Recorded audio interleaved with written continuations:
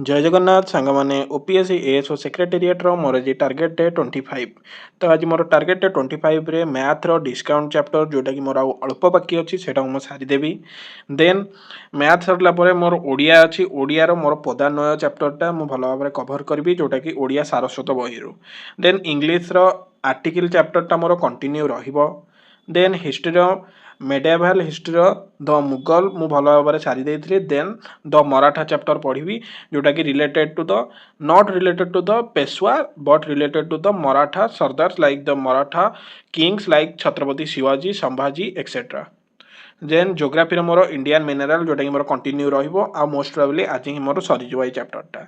Then पॉलिटर UPSC जोटा कि होची गोटे constitutional body under part XIV माने 14th नंबर पार्ट रे हमर कॉन्स्टिट्यूशन यूपीएससी विषय रे बहुत भाव डिटेल्स रे लिखा है जोटा कि मु भल भाव पढ़ी लक्ष्मीकांत बही मु भल भाव पढ़ी तार सर्ट नोट तैयारी करी।